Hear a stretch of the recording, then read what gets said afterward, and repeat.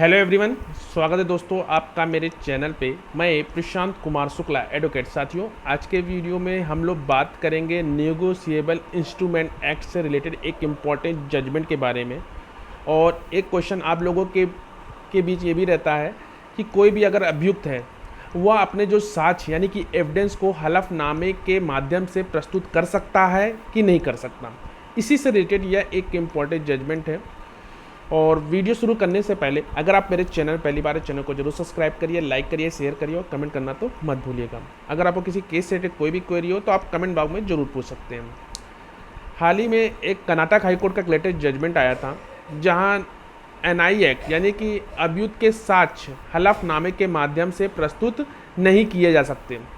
Karnataka high court ने माना कि अगर कोई अभियुक्त है वह निगोशिएबल इंस्ट्रूमेंट एक्ट के तहत उसके खिलाफ शुरू की गई कार्रवाई जो कि हलफनामे के माध्यम से अपने साक्ष्य प्रस्तुत करने का कोई भी अधिकार नहीं है।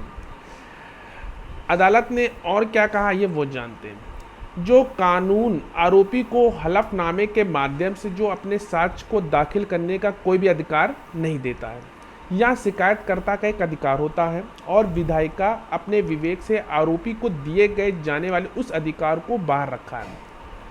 ये जो मामला था, जो शिकायतकर्ता ने आरोपी के खिलाफ एक्ट की धारा 138 के तहत कार्रवाई शुरू की थी और 16/11/2018 को याचिकाकर्ता से आरोपी के वकील ने क्रॉस एग्जामिनेशन की थी और 25/3/2019 को आरोपी ने जो मुख्य परीक्षा के लिए अपने उपस्थिति के बदले एक हलफनामा दायर किया, जिसे उस दिन स्वीकार कर लिया गया जब शिकायतकर्ता अनुपस्थित थी। इसके बाद शिकायतकर्ता ने सीआरपीसी की जो धारा है 311 के तहत एक आवेदन पेश किया जिसमें DW1 के आगे की जिरह की मांग की गई। आरोपी ने आपत्तियां दर्ज की और ट्रायल कोर्ट के आवेदन को भी खारिज कर दिया गया। याचिकाकर्ता ने तर्क दिया कि जो आरोपी की क्रॉस एग्जामिनेशन की मांग करने वाली अर्जी को खारिज कर दी गई जो कानून के विपरीत है। इसके अलावा ये भी प्रार्थना की गई कि अदालत को आरोपी को मुख्य परीक्षा के रूप में दायर हलफनामे के आधार पर मुकदमा जारी रखने की अनुमति नहीं देनी चाहिए। इसका निष्कर्ष ये भी था कि जो धारा है वो 145 शिकायतकर्ता को हलफनामे साक्ष्य देने का अधिकार प्रदान करती है। यह यहाँ तक सीमित है कि क्या आरोपी समान अधिकार प्रदान नहीं करता है।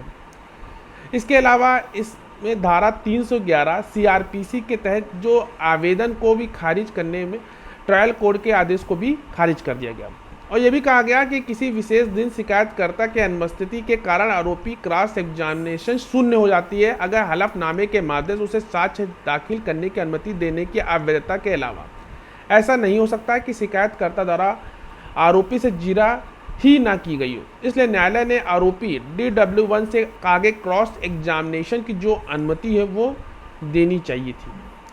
तो इस जजमेंट में आपने जाना कि एनआई एक्ट यानी कि अगर अभियुक्त के साक्ष्य हलफनामे के माध्यम से प्रस्तुत नहीं किए जा सकते। तो आशा करते हैं ये जजमेंट आपको समझ आया होगा, इसके इम्पोर्टेंट फैक्ट को आपने समझा होगा।